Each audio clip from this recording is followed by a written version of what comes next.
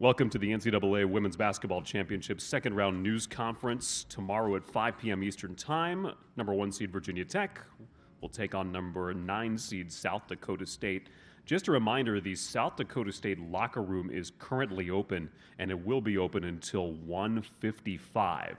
1:55 on the close time for the South Dakota State locker room. We are joined by student athletes Maya Selland, Paige Meyer, and Callie Tyson. Questions for the student athletes?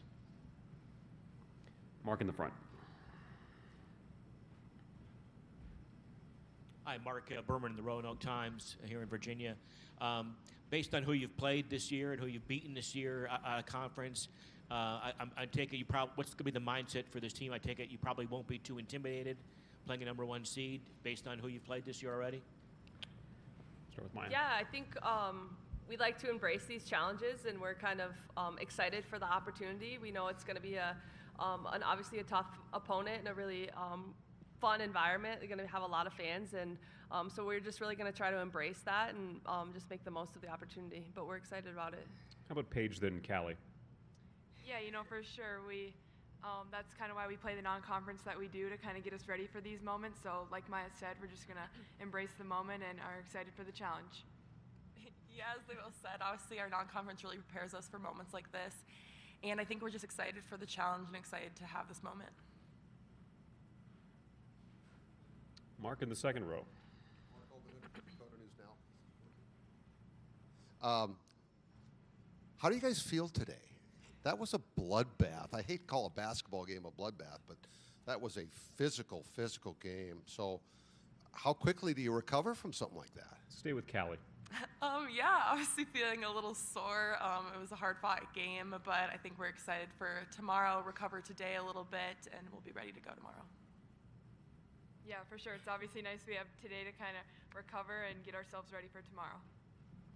Yeah, we feel a lot better after a win, I think. Than, but yeah, like they said, we'll take today to recover, and we'll be ready for the challenge tomorrow. Okay. Let's come over here.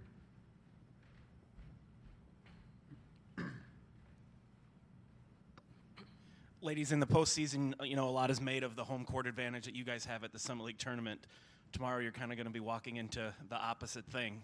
What can you say about just the approach of going into that sort of hornet's nest? Yeah, we've kind of talked. We're excited. We're kind of excited to be, on the other side of that, and it's always fun when you get to play in an environment where there's a lot of people, a lot of fans, and we saw yesterday just the support that this program has. And so anytime you get to be a part of an atmosphere like that's exciting, and so that's something that we've kind of talked about just embracing and having fun with. How about Paige, then Callie?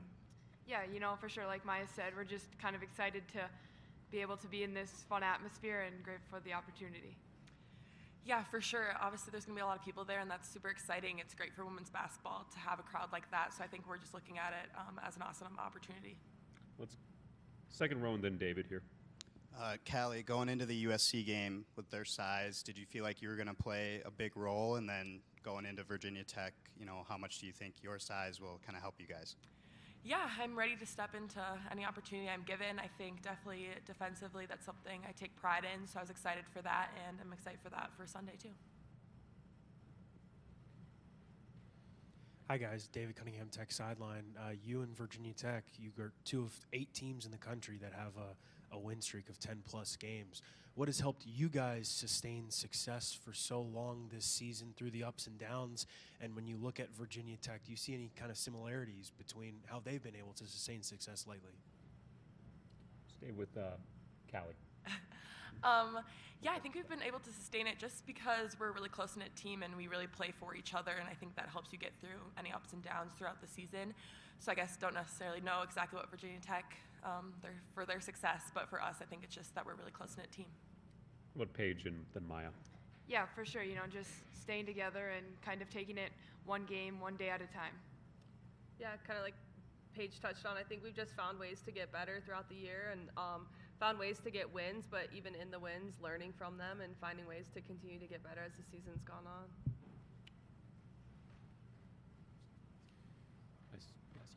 I want to go back to last night. It didn't start off very well. You guys didn't score for like 7 minutes, at least a basket anyway. how did you keep your positive mindset going? And then what was it like to watch your senior friend right there just say, just give me the ball, we're going to win? Yeah, obviously we have a ton of confidence in Maya. She can take over a game, and she's done that plenty of times throughout her career and through this year. So it was awesome to see her do that, and I think that we knew it was going to be a game of ups and downs, so obviously it didn't start the way we wanted, but we knew we could come back, and we were able to do that and then sustain it throughout the game. Yeah, for sure. It's obviously always fun to see someone on the team go off like that, especially Maya. You know, that gives a lot of more confidence to everyone on the team when, you know, Maya's seeing shots go in. So, yeah, it's just a lot of fun to see Maya do what we all know she can do. How about Mark in the front row here? Looking back when you've beaten a team like Louisville or Kansas State or Mississippi State or even USC last night, what do you kind of want to bottle from those wins that helped you beat those kind of teams that you want to maybe duplicate tomorrow? Yeah, I think just you know, the respect and the preparation that goes into playing such good competition, and so I think that's something that we really embrace, and just kind of that level of intensity that you have to match when you're playing a good team. And so I think having those opportunities in the non-conference are really good for us to kind of learn from, and that's something that we'll definitely draw on tomorrow. We'll take a Zoom question here. I believe this is Hank Kurtz from the Associated Press, and I'll allow Hank to talk now. Hey, Maya, you scored almost as many points in the first round as Chattanooga scored against Virginia Tech. What have you seen and what you've seen from them that's going to make that more challenging? Yeah, they're just a really solid defensive team. They guard you really well one-on-one, and so I think we're just going to have to continue to do what we've done best throughout the year of just finding the open player. You know, we're so unselfish, and we can, any one of us can make shots when we have them, and so just really relying on each other will be important. But yeah, they're a really good defensive team, and we'll have to be able to match that. Any follow-up, Hank? How do you guys approach being visitors in a place that's going to be loud and against you? Yeah, we're just excited about it. You know, anytime you play in an atmosphere that's, you know, has a lot of fans, good attendance is great for women's basketball, and we're just kind of in that mindset of we're happy to be a part of that. We, you know, we're blessed with great fans back at home, and so we kind of know what it's like to be a part of high intensity games, and so we just kind of like to be a part of big games with you know, a lot of support, and so we're excited about that, and we'll embrace the challenge. Thanks, Hank. Does it feel like you guys come out of nowhere, like South Dakota? Like a lot of people don't even like know where that is, right? And you know, South Dakota last year did well in the tournament. Does it? How cool is it to be like this unknown quantity? Let's go with Paige and then Callie on that answer. Yeah, you know, we're excited to just kind of play against this kind of competition and show, I guess, everyone what South Dakota's made of. Yeah, I think it's awesome to put South Dakota on the map, and I think it's fun to kind of be the underdog and to have that challenge, so I think we're excited for it. Thanks, Hank. Let's go to Ian in the back row. Mark. Hi, guys. Ian Sachs, Kelland Sports. This one's for Callie. Last night, Coach spoke about the important role that you played in the game last night, giving some very big minutes. What was your mindset going into playing on the biggest stage and against such a physical team such as USC and now having another physical team in Virginia Tech? Yeah, I was excited for it. I think I like to play physically too, so I think that worked to my advantage, but they're obviously a great team. I knew that they have great post players, so it was going to be a challenge, but I think just stepping up in those moments and on the biggest stage is exciting. Mark and then Mark. Yeah, when you guys when you look at some of your summer league scores, you put up a lot of points. But you know, last night's game and I guess the Louisville game, you know, are examples that you don't have to play that way, you know, to win. What is it about this team? I guess do you kind of feel like, you know, whatever the style of play is, whatever the tempo of the game is, you can win that way? What's kind of you know, the approach, being able to win in different styles? But Maya, go ahead. Yeah, I think you know, we've had games this year where we've scored a lot of points, but in those games our first priority is always defense, and so our defense leads us to offense a lot of times, but when our offense isn't going, our defense is really what we kind of pride ourselves in. And so we try to, rely on our defense. So then when, nights are like last night where offense was harder to come by, we can still kind of rely on our defense. Mark, go ahead. You stole my question, Mark, so I got to come up with something else. 45 points in regulation, then bang, you turned it on in overtime, scored 17 points. Do you feel like that momentum is going to carry over into the game tomorrow? Because obviously you got to shoot better to beat Virginia Tech. Yeah, I think hopefully, like I said, we obviously pride ourselves defensively. So I think when we can get stops and kind of get us going offensively, that will be good. But yeah, I think we ride the momentum from an exciting game and an exciting finish. And yeah, part of it's just first round for new environment. So hopefully we can kind of shake some of that stuff off too Sunday. But either way, we're excited and we'll be ready to go. How about Paige? Yeah, like Maya touched on, we're just take a lot of pride in our defense. And, yesterday too, we were getting good looks and they just weren't all falling right away. So, just keep being confident and shooting that shot when you're open will definitely help. Mark, are you good? Okay. One more from Mark here, and then we're going to take a Zoom question from Hank. Yeah, to follow up on your defense, what did you like about your defense last night that maybe you want to replicate tomorrow, in terms of how you made it a tough shooting night for USC? I thought we overall, both our guards and our posts did a great job just contesting shots and making it tough. We really prepare well, I think, in scout. Our coaches prepare us well to know where we want shots coming from, and so I think we just did a good job of forcing tough shots.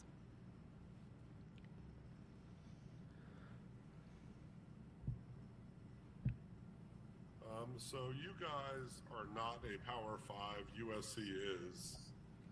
How much does it mean to you guys to knock somebody like that off? We'll start with Maya. Yeah, I think, we kind of pride ourselves of being mid-major student athletes, and we're proud of that. And so I think anytime we have the opportunity to represent, the Summit League, SDSU against Power 5 schools, we're excited about that opportunity. And just to see how this program's continue to grow is exciting for us. And I know we're always just grateful to be a part of that, and we want to represent, SDSU and mid-major as well. We'll do Paige and then Callie. Yeah, for sure. We're always just really excited to, step up to these kind of challenges that we're given, throughout the year. And like Maya said, just represent the mid-majors as best as we can. Yeah, obviously USC is a great program, so to be able to win yesterday was great, but I think we're even more just excited to earn another opportunity to play on Sunday. Can you guys win a shootout with Virginia Tech? Sorry, I didn't Can you repeat that, please, Hank? I said, can you guys win a shootout with Virginia Tech? Yeah, I think obviously, like we've kind of touched on, we pride ourselves on defense, and so that'll definitely be our priority going into the game. But I mean, I'm confident in everyone on our team to step up and make big shots, and so we'll see how the game turns out. But yeah, I'm confident in everyone that we put on the floor. Last two, we'll go Angel in the back and then Mitchell. Angel Gray, ESPN. Just a question, even going off the Power 5, not just with the conference, but for your team specifically, it's like you have a Power 10. You guys come in waves. So when you're looking at how beneficial that is for you, especially coming off of a year where you have that postseason experience of what it takes to win each game, how beneficial is that for you, knowing what it takes to advance each level in the NCAA tournament? Start with you, Maya. Yeah, I think we have a lot of experienced players on our roster, and we had a lot of good experience last year just going through a postseason run, and how postseason games are different. Every game matters, and so just to have that experience is really important. I think we can kind of lean on each other, and we've been here before, and trust each other in that. And our freshmen and new players have stepped up great and have just filled in. But just having that experience, I think, just allows us to trust each other when those big moments come. Paige. Yeah, for sure. We're always there for each other, and just having those veterans that have been through these experiences just helps the younger players get through these opportunities. So yeah, definitely just the experience helps. How about Cal? Yeah, we have a lot of experience on this team, as they both hit on. Obviously, our last year WNIT run definitely prepared us for this moment, but I think we had earlier games in non-conference too that definitely prepared us, so I think we're ready for it.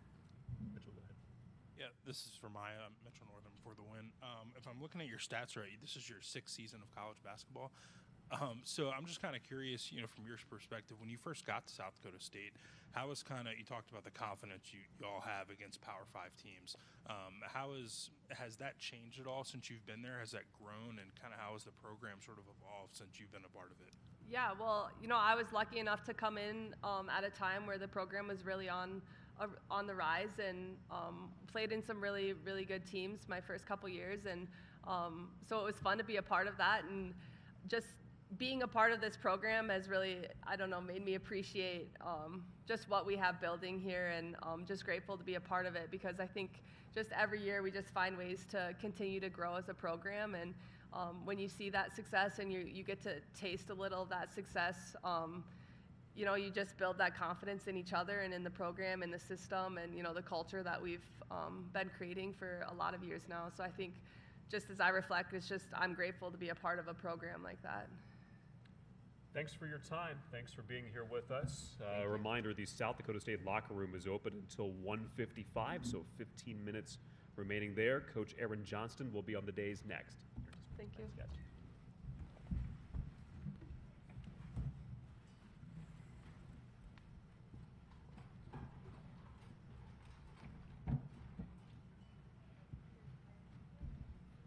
Well done, Jeff.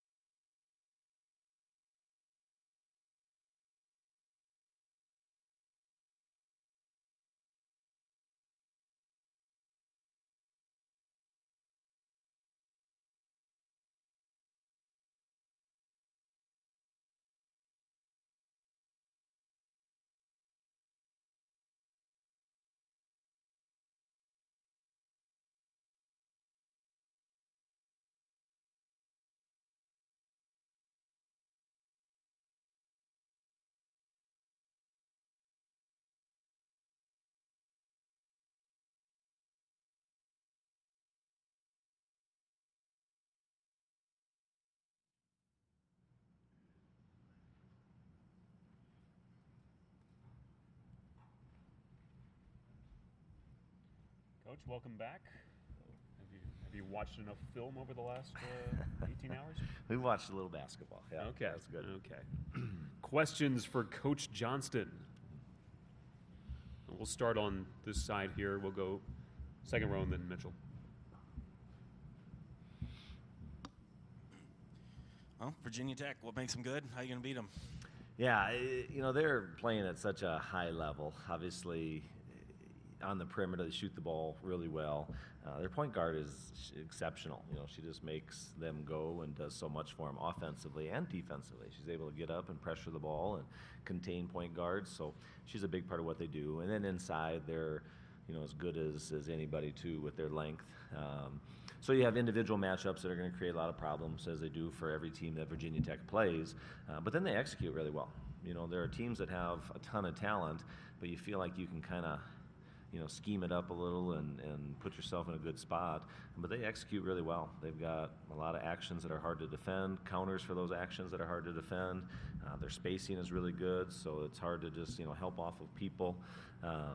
So for them, very predictable and very comfortable, but that also makes it really hard to defend, because you you can't really leave a lot of people. So that's going to be a challenge for us. I do think defensively, though, we've played at a really high level, all year. And so it still is going to have to be a collective approach for us. We won't just go out there and play one-on-one defense against them the entire game. A lot of just subtle changes throughout the game that we'll continue to throw in with ball screens or post coverage or things like that, just to try and keep them a little out of rhythm. I don't know that we're going to get out and just try and take them out of everything with pressure, but just try and keep them a little less comfortable than they normally are. But definitely offensively, I think an elite team, and not because they run up and down and try and score 90. They're capable of that, but they're just so efficient. Don't make mistakes, always get good shots. The right people are making plays that they're good at making, and just so efficient with what they do on offense. Yeah, Coach. Elizabeth Kitley's kind of a known commodity here, but you mentioned Georgia Amor, the point guard, who's kind of been on a tear while they've been on this winning streak. What kind of specific challenges does she present? Yeah, I mean, she'll be as good as any point guard we've played this year, I think, from watching her play. When I watch her, I hope our point guard, Paige, as a young player, continues to evolve and grow into that kind of player. They both have some same skill sets with their quickness and their ability to change speed, change direction, explosiveness. I think what makes her so good is she can do all that, but she's such an elite shooter. Off of ball screens, off of handoffs, off of double screens. She can get to her shot with the ball in her hand. She can get to her shot off of handoffs, off of screens, and just always under control. In all the film I've watched, I'm trying to remember a bad shot or a forced play. It just seems like she's just always in great control. And then to do that, though, as a guard, everybody around you has to know kind of how you're going to play, too, and that's what makes it so hard. Sometimes you have players that are really aggressive and they're out there hunting up shots, but everybody else isn't quite, ready, or spacing isn't good. They always have people in the right spots, so to help off of them and give a lot of second or third help is hard. So she is a really good player, and then how they play really fits her strengths right now. AJ, you've had a chance to maybe take a few deep breaths after that game was finally over last night. A, how gratifying was it to pull a game like that out, because it was a tough game for both teams? And B, how does that help you moving forward to know you can win that kind of a game? Because Virginia Tech obviously is a pretty strong defensive team too. Yeah, the breaths are still pretty shallow and pretty quick right now. I think that has to do with heart rate and energy, which is good. Yeah, it was a tough game last night. It was, and I think all of these games for us are going to be. Very rarely are we going to go in and just everything go our way and just roll along. So I think we come along with the idea that we're going to play other teams that are capable of not only playing with us, but beating us. And I think we have to feel like a team that's capable of beating other people too. But I think we're kind of on an even footing with a lot of teams. So we kind of felt like that could be the case. We really felt like their defense was going to be tough for us last night. I don't know about each situation, but in terms of it being more of a defensive, game, I thought it played out probably the way we thought it was going to. But we did. We made a lot of plays, and there's a few that I look back on and wish would have put us in a little better position from my perspective. I wish some things maybe would have gone a little differently, but we made a lot of plays. And you can always look back at a game like that and feel like I wish this would have done. But ultimately, we did a lot of things right to be in those situations. So hopefully, we can draw on that going forward. Specifically to Virginia Tech, they're good. We've played South Carolina this year, and they're good, but they're kind of different good. Virginia Tech is just, like I said, so efficient and so skilled and so difficult to try and help off of. But they do a lot of things well defensively, too. Offensively, I think they're very good, but they also defend well. So, we're going to have to get the right people involved. Some of the things I said that Virginia Tech does really well, we're going to have to do well. Our spacing is going to have to be good. We're going to have to get the right matchups. We're going to have to get the right people the ball. We're going to have to handle the emotion of the game, the crowd. So there's a lot of things that we're going to have to overcome and do well in that game. But I think our history of playing really good teams this year and in past years continues to help us be more prepared and better positioned to play in this game and to do well in this game. To follow up on that, what kind of are there certain things that helped you beat people like Louisville and Kansas State and Mississippi State and USC last night that you kind of want to bottle and replicate tomorrow? Yeah, I think we're kind of a team that, I wish I could just say everything about us, we go out and we do our plan, and that's what we do no matter what. But I think for each of those opponents you mentioned, each of these great teams we played last night, tomorrow, I wouldn't say we make big changes, but we kind of got to fit into what the other team's going to do. We're not quite a team just goes out there and imposes our will, and so we've got to be really sharp with our defensive plan. Where do we want their shots coming from? How do we want to defend some of their actions? Offensively, I think we're going to have to be better than we were last night. We're going to have to be more efficient, certainly take care of the ball better. We're going to have to make some perimeter shots because we did have some good looks at times last night. We just didn't make enough of them. So all the things that we've kind of done throughout the year, but ultimately we've got to have a good plan for Virginia Tech. I think the thing that I like about our team is I think they'll play really poised. I think they'll play with a lot of confidence. I think they'll really dig in and try and execute what we ask them to do. Those are the things we've done all year. The plan for each team probably changes a little bit, but those characteristics of how we play and how focused we are, how driven we are, those are the things that I think have been really consistent throughout the year. Let's go Andrew, then David, then we'll go to Hank on Zoom. You mentioned Paige a little bit. How did you feel she handled the moment last night? Kind of had another impressive performance here, in her first postseason taste. Yeah, I mean, that's just it. She is a sophomore, so she has a lot of game experience, but that was her first NCAA tournament, playing against a really good team in pressure situations, and I thought she played really well. I'm sure we can look and say, oh, wish we would have this possession or this thing back, and that happens. Maya didn't get to be Maya last night on day one, first NCAA tournament. Maya had Macy Miller and Maddie Giebert, and Maya had people that were carrying that load when she was a young player, and she learned kind of how to do that and how to handle that pressure. And then she turned into Maya last night. And so, we'll see as Paige continues to grow, but Paige is an elite player. Paige can play at a lot of levels successfully and really well. Haley Timmer is that kind of player. I know she didn't shoot it well last night, but she made a lot of plays. She showed a lot of athleticism and a lot of, beginnings of the kind of player she's going to be as she gets to be a junior and senior in those moments. So really proud of Paige. I thought she handled it really well. Really happy she's a jackrabbit and really look for her to build on those experiences. Dave? David Cunningham, Tech sideline. You and Virginia Tech are two of the 8 teams in the country that have a win streak of 10-plus games. For you, what has helped you guys sustain success for so long this season? And then when you watch film of Virginia Tech, do you see any similarities in maybe what's helped them sustain success lately? Yeah, I think so. I always hate to say, there are similarities because I don't want people to feel like I'm comparing us to an ACC team, number 1 seed, because I think that's not what I'm trying to do. I think what we are is a really consistent team. We don't have a lot of ups and downs. Even last night, there's a lot of emotional swings, but we were pretty consistent in what we want to do, and we've been like that all year long. The things that make us consistent are, I think, our leadership. We've got great leaders. I watched Virginia Tech. You could see they have great leadership and great poise. But then when you look at how each team plays, I just think both are really efficient on offense and defense. They don't turn it over a lot. We don't turn it over a lot. They rebound really well. We rebound really well. Their offensive efficiency, field goal percentage, 3-point field goal percentage is really high. That's what we do a good job of. We have good balance on offense. They have good balance on offense. So a lot of the basketball pieces, I think there are a lot of similarities. The difference is they've got some really elite national players that have earned the right to be looked at that way. We've got some really good players too, but it's a lot of, I think, similarities in the two programs, different levels, but how we win, I think, is pretty consistent. Let's get one question from Hank, please. I have 2, if that's okay. We can do that. Maya scored almost as many points last night as Chattanooga scored when they played Virginia Tech. Is it a concern that you guys rely too much on that? Yeah, I think, like I said earlier, every game for us is a little bit different. So we're going to go to matchups that we think are helpful, try and put our players in positions where they can be good and successful. If you watched us last night, you'd watch us and say, boy, Maya has to carry that team. And she did last night, no doubt about it. If you watched us 20 or 30 times, if people get a chance to really reflect on that, we're actually really balanced, and we have a lot of people that can make plays. It didn't show last night, and that was a credit to USC and their defense and just how good they are. So I would agree with the idea that we have to have more balance in the game tomorrow. We're going to need other people to step up, certainly lean on players that are in a groove and playing well. Maya's always a big part of everything we do.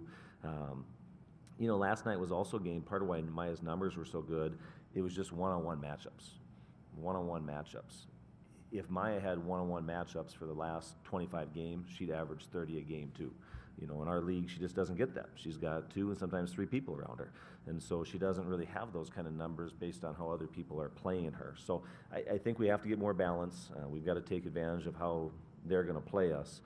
But Maya was important for us last night, and I'm sure others will be important tomorrow. And obviously, Virginia Tech as a 1 seed is kind of an imposing opponent. But how much does who you guys have played and how you've set up your schedule kind of make them, I don't know, less gigantic?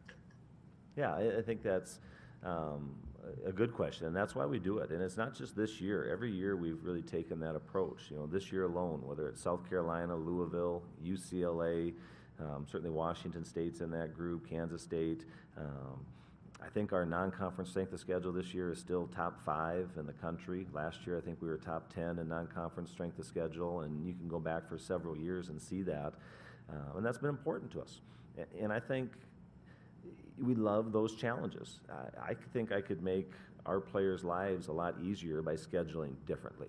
We could certainly put them in positions where they're going to win more games by just being in the gym. But I don't think that's why players come to South Dakota State, quite honestly. I don't think that's why our fans come out and fill up our place like we're going to see tomorrow. I think people really appreciate the fact that you get a good team at SDSU playing against other elite teams across the nation. And I love the fact that we've got young people in the state of South Dakota that grow up thinking this is a neat place, and I don't have to go to a Power 5 school to play against those kind of teams and that level of competition. And I can play in the postseason, have chances to win. All of those things, in addition to the fact that it helps us prepare for games like this, moments where now you really got to have it in an NCAA tournament against an elite team. And I really like that. I love those challenges. It's a lot more difficult, more stressful, but it's a good stress and a good challenge. Matt, and then Mark to finish up. Aaron, you mentioned Haley and how she didn't have a great game offensively last night. You played her 42 minutes. She played more minutes than Maya. Why? I mean, why do you have that much trust in her? What was she showing you that you kept sticking with her like that? Yeah, I thought Haley just had a lot of good looks, just didn't get enough of them to go down. But I don't go back and look and think there was a forced shot here, a forced play. And to be honest with her, we want her to force some. You're going to have to live with a couple. But I really think Haley is going to be that next go-to player. Paige has a chance to be that next go-to player. I just have that much confidence in both of those guards, but Haley has been that for us for a long time. Last year in the WNIT in those situations, she really rose to the challenge and looked like she was as big or bigger than the moment, And even last night when the ball didn't go in for her, I still felt like she was really engaged defensively. I think she has grown so much, and I always, players hear that as a trigger word when I say they've gotten better defensively because it means they think they weren't very good at some point defensively, and I don't mean that about Haley. Haley's gone from being a good defensive player to a really good defensive player, and so we're just better when she's on the floor. And, like I said with Maya was different as a freshman and sophomore, and that helped her get to be where she was last night, and last night's game will help Haley as we go forward too. What is it about your team that obviously you can win when you score a lot of points, but as last night showed or the Louisville game showed, it doesn't have to be that kind of a track meet or whatever to win? Yeah, I don't know. I mean, I'm just kind of grinders, for lack of a better word. I mean, I feel like we just kind of try and stay in the game, stay in the moment, stay in the fight, and figure out in that possession what it's going to take to win. In November and December, we had games like this. We did. We had some really, competitive, physical battles that just didn't have a lot of flow, but we were able to hang in there with it. And then as we got into December, late December, January, February, offensively, we really started clicking. So I think we've always been that way. And that's why I think when you asked me before, what makes us good and what's got to happen, I think we're really good at adjusting to what's happening during the game. What is required in that moment and figuring that out and staying with that, as opposed to saying, here's what we do. If it works, great. And if it doesn't, we're going to get beat. A lot of teams are that. They have their system, and it works or it doesn't. I just think for us, we're really flexible.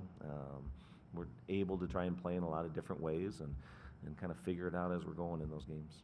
And then I believe last night after the game you said that you wanted to defend USC one-on-one in the post.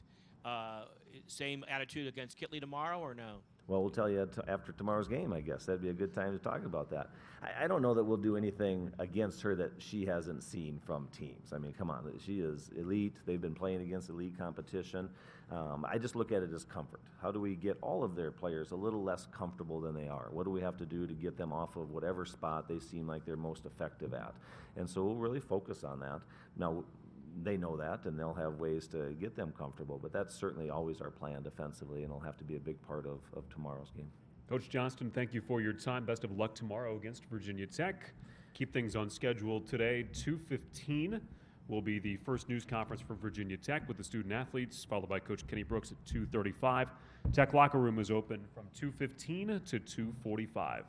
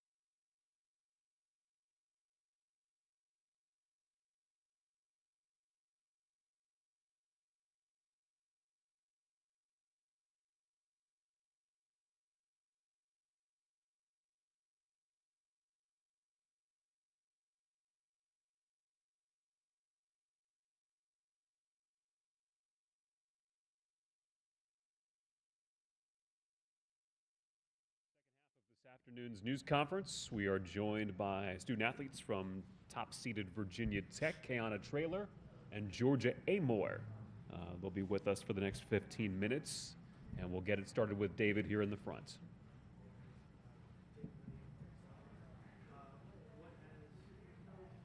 What has the past couple hours been like for you guys in terms of scout? What sticks out to you guys about South Dakota State, and how amped are you guys to play in front of another sold-out crowd in Castle? We'll start with Georgia, then Kayana. Yeah, during practice we just really went through their plays. They're fundamentally sound. They have a few girls who they're very persistent in their actions. You know, they're strong, they're tough. So a lot of it was just getting familiar with the plays and going back over them later. Yeah, a lot of what Georgia said, but I also think another big focus is just ourselves, really. We're just going to play our game and make them play to us rather than vice versa. Sure. Additional questions? Let's go to Ian. Thank you. Hello, Ian Sachs, KLN Sports. Georgia, you had quite a game yesterday. How do you look to carry that momentum into the second round now? I think no matter what, it's that time of year where you have to do anything to win. So I'm not really too focused on like how great I played yesterday or whatever. Just going into tomorrow's game, it's so important to just play together and connected, and everyone has to be the best they can because they're a good team. Mark? Mark Ovenden from Dakota News Now in Sioux Falls. Congrats on your win yesterday. I'm a Richmond Spider, by the way, so some local ties here. What's it like playing in front of that home crowd? South Dakota State has a huge advantage when they play in the Summit League tournament that they won to get here. There's usually 10,000 Jackrabbit fans cheering for them, and the other teams in the league hate having to play in front of that. You know you're going to get that tomorrow. How much does that help your game? Yeah, I think it's exciting. I think both for Virginia Tech and just women's basketball in general, I think to have a crowd like that, and obviously it helps tremendously energy-wise, so definitely looking forward to it. Yeah, it was incredible yesterday, and I'm even more excited to see what they bring tomorrow because, you know, the more you advance, the more is at stake and the more energy and immersion play into it. So I'm very excited for the crowd tomorrow. And can't that help both teams? I mean, granted, there's 9,000 people cheering against you, but when it's loud and there's energy, I'm guessing a competitive person rises to that, don't they? Georgia? I would say our student section is a bit ruthless sometimes, so I wouldn't want to be on the back end of what they're saying sometimes. Kiana? Any thoughts, Kiana? Oh, no, just what she said in general, but I think vice versa, like whenever we play in front of big crowds, it's always nice to like make them real quiet, so I don't know, it could go both ways, I guess. Will Lachlan, Tech Lunch Bell. Coach Brooks yesterday kind of described your offensive game plan as a little bit vanilla, not revealing too much. Do you guys get the sense that you'll need to open it up a little bit more today, or is it just moving forward maybe? We'll stay on you, Kayana. Can you repeat the question? Sorry, I didn't hear you. Yeah, it's just yesterday Coach Brooks described your guys' offense as, you know, just running kind of just the vanilla sets and stuff and not opening up too much to reveal, you know, for this game. Do you guys get the sense that you'll need to open up the playbook a bit more for this game? Yeah, I think so. South Dakota State plays really good defense as far as like team defense and kind of packing in the paint. So we're definitely, but again, I just think it's about us offensively. I think if we're hitting shots, it's going to open up the floor. So. And then defensively for you guys have just been, that's really been the difference maker. You know, you're stepping up on defense in this 12-game win streak. You know, South Dakota State has a really good offense. Just what kind of not only stands out about them, but also what you guys need to bring defensively. Go to Georgia on this. I think at the end of the day, it just is up to us and how physical we play, both on offense and defense. We have to match their physicality and even exceed it to win. We'll take a Zoom question here from Hank Kurtz from the AP. Hey, ladies. What's it like to play a mid-major that seems unimposed by you guys? Start with Georgia. Can you repeat the second part of that question, please? They don't seem afraid of anyone. Oh, no.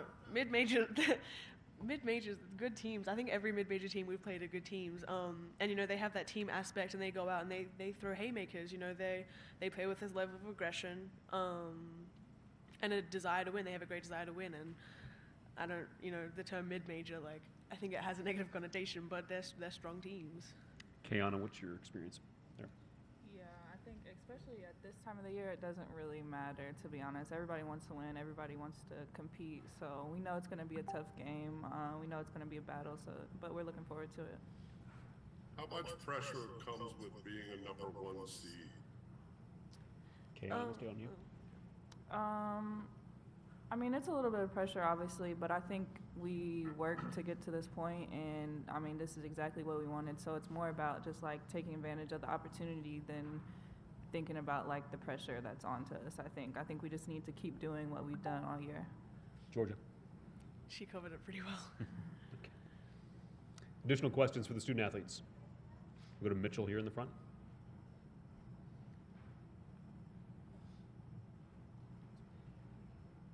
Georgia, I'm going to get you to brag about your teammate here a little bit. Kayana came into the starting lineup in December, a really crucial time for y'all, and you guys have been on this great run. How important has she been to the team's success, and what does she bring to the floor? Yeah, it doesn't get talked about much because it's not something that shows up on the stat sheet, but her defense is absolutely incredible. The way she just hounds and hustles and like doesn't stop. I think that's a really big factor. You know, we had that Louisville game and a couple of people scored a couple of baskets in a row, but that doesn't stop her from going and playing really good defense. But not only that, she just pushes the tempo on offense. I think no one can guard that left-hand drive. Everyone knows it's coming, but no one can guard it. It's just a different spark and a different flair.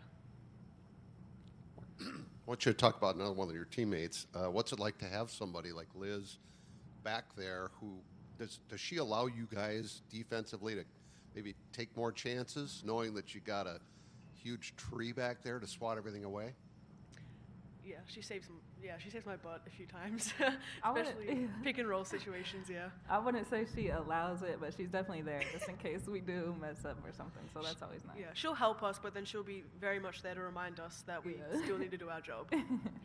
Offensively, what's she like to have? Obviously, she just draws so much attention, and you know, as like a shooter, I appreciate that because people do turn their heads and look at her often. But you know, it also opens up lanes for like driving because people do, you know, turn their heads and suck towards Liz because they're so worried about what she is going to do. Did you guys watch the second half last night of the South Dakota State game or First half? First half. What jumped out at you about them? We watched the first half in person, and then I went back and watched the rest of the game. But I think they are persistent, and as I said before, they're fundamentally sound. They have very good schemes and plays, and you know, I think they're just overall really tough, and they don't really let anything get to them. I think USC was trying to pressure them a bit, and they didn't look too fazed about that at all. Just continued on playing their style, so that's something that stuck out to me. Okay, do they remind you of anybody you guys have played last couple of years, or? Maybe like a better version of like a High Point or something, like as far as like their offensive sets and how they want to spread the floor and stuff like that. But they're just super aggressive offensively, I think. And then, like I said, defensively, they just really try to pack in the lane. But yeah, they're a good team. They play very well together, play very hard. So. Additional questions for the student athletes? Okay, thank you for your time. Best of luck tomorrow against South Dakota State. A reminder, the Tech locker room is open until 2:45, and head coach Kenny Brooks will join us next on the Days.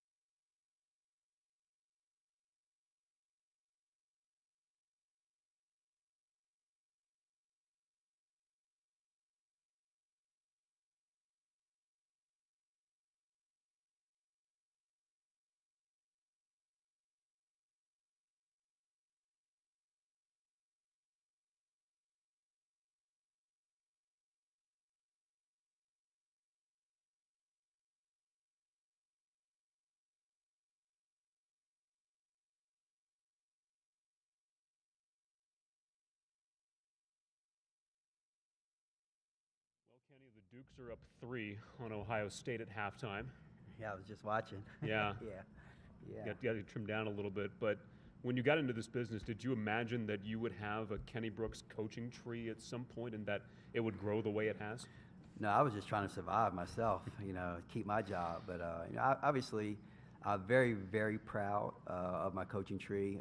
Obviously, Sean Poppy last night, Sean O'Regan tonight, Kim McNeil at East Carolina is my former assistant, Lindsay Edmonds, who's at Rice, former assistant, Jackie Carson at Furman, Jennifer Brown at Queens. So I guess I should be getting some Christmas cards, for all of that. But no, very, very proud. Root for those guys. Talk to them regularly about situations. It's fun to watching Coach O'Regan ran a couple of our plays. So it's just a lot of fun to be able to root. And I'm very proud that we've done something special enough that people can branch off and get head coaching jobs. All right, we'll open it up to Coach Brooks and questions here. We're going to start with Hank Kurtz from the AP. I will unmute you, Hank.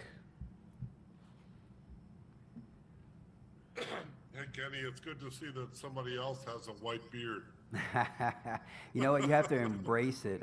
People ask me if I wanted to dye it, Hank, and I said, no, you have to embrace it. It's too much knowledge in this beard. So let me ask you this. South Dakota State seems to have no fear. They've played good teams this year. They've beaten good teams this year. How much is that something you need to really impress upon your kids?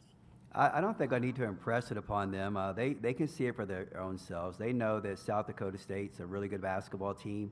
And I don't think, Aaron and his group are fighting for respectability. They've been here for a long time. People who know that they're a very good program. They're competitors. They compete. They play hard. They're disciplined. They play fundamentally good basketball. So our kids understand it. They know that they're not just going to be able to, walk through anything, regardless of what the number is beside you. And the teams that are left are always going to be good. So they're not overlooking them. They know that if we're going to win the basketball game, we're going to have to play extremely well. We're going to have to play hard, and we're going to have to play disciplined basketball. How weird is it for you guys to face a player who scored almost as many points in the first round as your opponent? It's not weird at all. I mean, everything at this point in time is all about matchups. They're a talented group. They're not just a one-person group. They can have a lot of kids who can play and can score. They're dangerous in that manner like we are. They don't have to rely on just one area, but they're well coached. They understand what they want to do. They're hard-nosed. They're going to get after it, and we understand that. Third row. Coach. It's good. Madison Van Walligan with Reaching the Summit. Kind of to go off your answer, we've heard multiple coaches allude to the fact that with SDSU you have two options. You can either double team Maya and they can kick out threes and shoot, or you can guard the perimeter and give them a path to the paint. How much is their balance and their versatility offensively a concern for you defensively, and how do you combat that? Well, I can't tell you how I'm going to combat it because somebody else might figure it out. But we know it's going to be a battle. We understand that. We know that they're talented in a lot of different ways.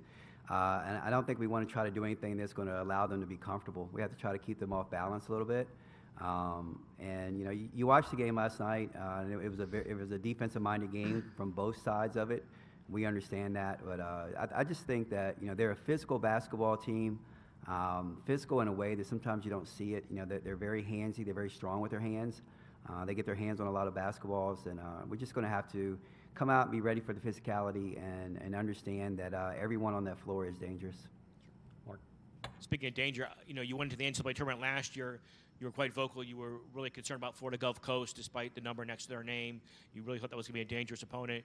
Do you get similar danger vibes from South Dakota State after seeing who they've beaten this year and seeing them last night? Yeah, I mean, I know how good they are. I watched that game when they played South Carolina. I don't know if it was in December or January. They're not afraid of the moment. They're not afraid of whoever they're playing. I watched them play against Louisville and in the Bahamas. I watched them play against UCLA in the Bahamas. They're good, and they know they're good.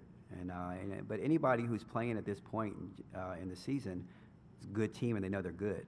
So we really feel like we need to come out and we need to handle our situation and do what we do best. and then I think we give ourselves a chance to win. But we understand who they are. We understand the confidence at level that they have. Very veteran group who plays extremely well together, and they play hard. Mark Ovenden from Dakota News Now in Sioux Falls. The Jackrabbits, when they play in the Summit League tournament, usually have about 10,000 people in blue cheering for them. Obviously, tomorrow's going to be a little bit different. I know you've been in both situations where you got crowds on your side and you've had people, trying to make matters hard for your team. How much of a difference does that make? Because your kids, in particular your student section, they do really get into it. They do. They're knowledgeable. They don't just show up for free bacon or whatever it is they get. They're very loud. They're very loud.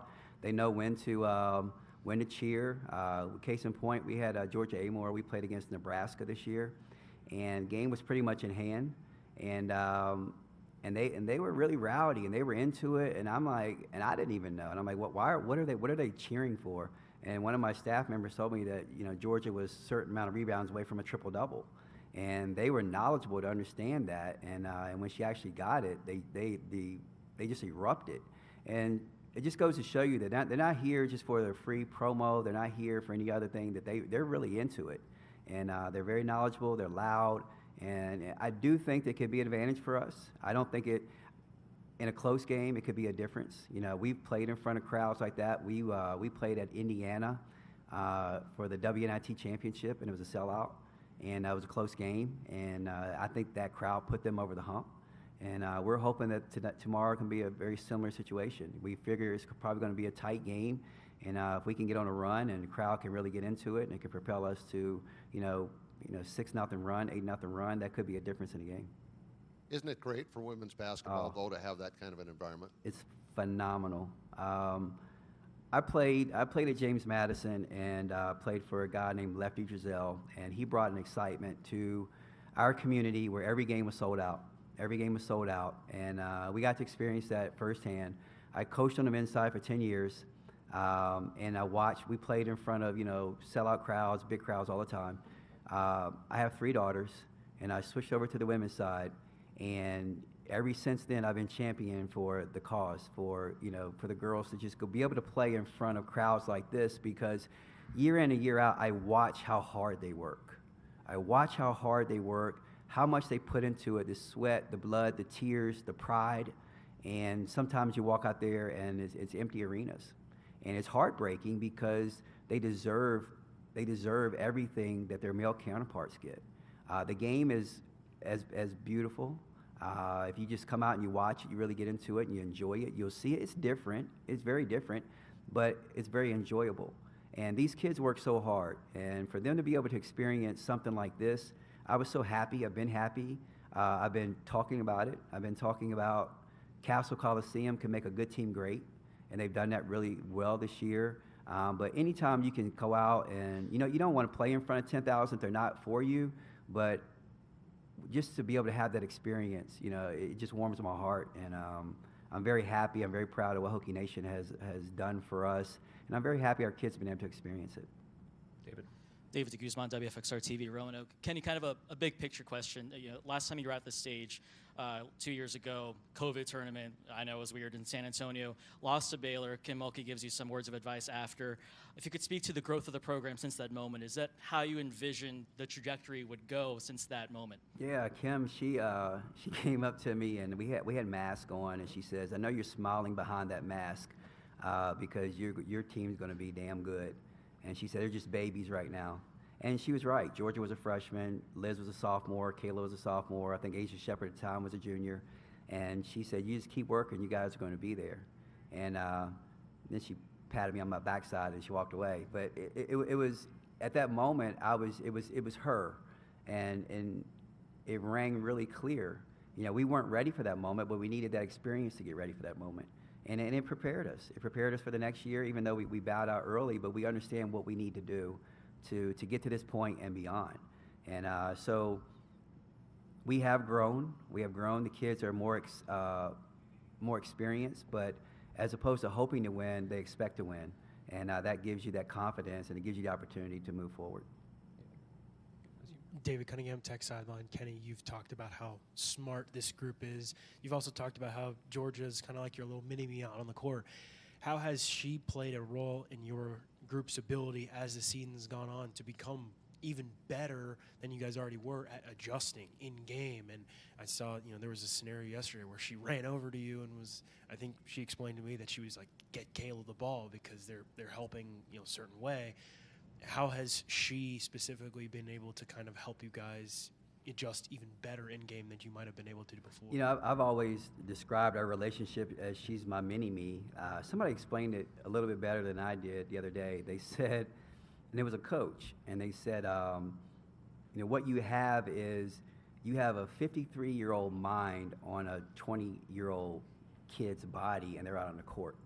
And they explained it, and it was so true because she thinks just like I do. She knows what I want. She knows what's good for the team. The scenario you're talking about, she came over and she was very adamant about what it was. And when she's like that, I'm like, okay, just go with it. And that's the trust that I have in her because she sees it and she knows exactly what's going on out there and she knows what I want. And it's a luxury. It's a luxury because, she's developed into our leader. We always felt like she was going to be, but now she's at that point. She just knows what's great, what's best for the program. And she's very humble, as well as she's playing, she wants to deflect and give her teammates a lot of the credit too. And when you have that kind of recipe, you're gonna be successful. But she's unbelievable. I thought she played exceptionally well yesterday. We're gonna need her to play the same way again tomorrow in order for us to win. We're gonna go Mitchell, Hank, then Mark. Yeah, Coach. You talked about how you played for Lefty Drizel, and I was just kind of curious, what kind of impact did he have on you and you becoming a coach? Everything. He actually sent me a note yesterday, and I got it in the mail. Great job, Coach. Everything. Obviously, when I played for him, I'll be very honest, I thought he was the craziest man in the world. But I think I got to see a different side of him because he actually was the one who hired me and gave me my first coaching job. And my interview went like, he called me up, and it was a Friday afternoon. He said, Kenny. And I said, yes, sir. He said, you still want to coach? I said, absolutely. He said, be here Monday. And that was my interview. And I got to work with him. But I got to see him from a different side. Things that he was doing to us, we thought that he was doing them to us, but he was actually doing them for us. Very generous man. He made me a better player, but he made me a better person. And the way that he loved his family, the way that he incorporated his family into everything that we did from a basketball standpoint is my recipe, and it's what I do. You have to bring your family into it. But very generous man, and I learned a lot. I found myself still doing some of the same things that he did to us, to my kids, and with the generosity, but just trying to make them a better people. He made me a better man. He really did, made me a better man, and I owe him a lot. My biggest claim to fame with him, he was giving his induction speech to the Naismith Hall of Fame, and he got to a point, he said, I got two former players that are head coaches, and then he paused, and then he went somewhere else. And I'm thinking to myself, damn it, he's talking about me. And he didn't say my name. And I talked to him about a week after that, and he said, Kenny, I was going to talk about you in my acceptance speech, but I forgot your name. And he just kept on going. And I said, Coach, as long as you were thinking about me in that moment, that's big enough for me. But I love the man. I got to do something special last year for his 90th birthday. We did a Zoom birthday party type deal for him. They wanted me to be the representation from James Madison. They said, you're going to go on after Coach K and right before Scott Van Pelt. And I'm like, well, damn, this is a pretty big deal. And so I got to do that. And, he told me he loved me. I told him I loved him. And he's still keeping up with us. Let's go to Hank here.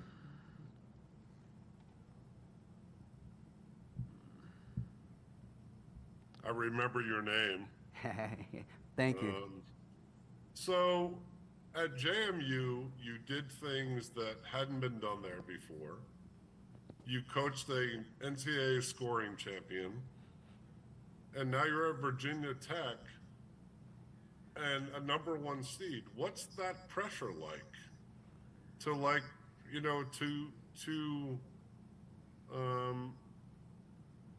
to make the best of it. To make what? Oh, you know what, Hank? The older I get, I've learned to stop and smell the roses. When I was younger at James Madison, You know, there's an old saying that sometimes you get so busy making a life that you don't live a life.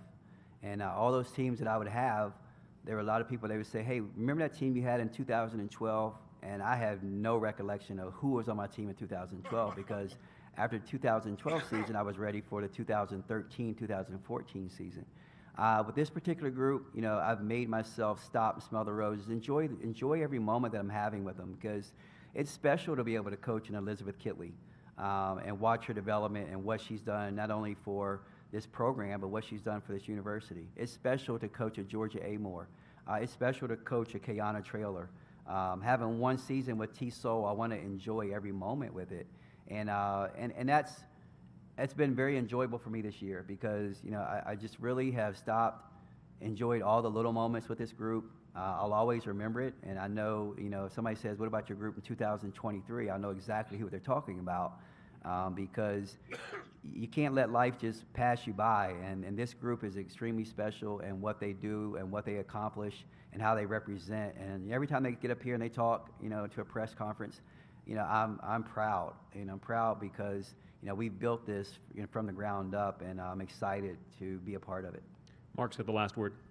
Kenny, in terms of South Dakota State, what do you, when you see them on film or in person, what do you see to explain why they're good enough to beat a Louisville, a Mississippi State, a USC? They're very well coached. Very well coached. They understand their assignment. They're very physical, and they're talented.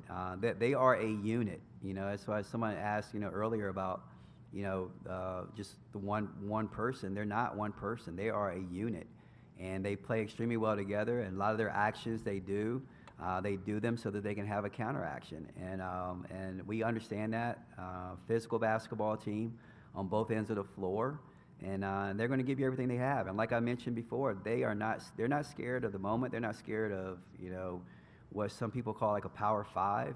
They feel like they're as good as anyone, and I agree. I think they are. And, you know, do I think they're a 9 seed? No. I don't think so. You know, watch some of the teams around the country and who have better seeding.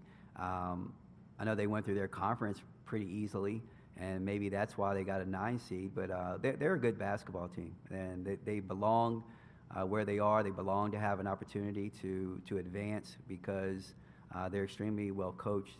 They're physical and they're experienced. So we're not taking them lightly. We know how good they are. We know why they're here, and we think it's going to be a hard-fought battle tomorrow.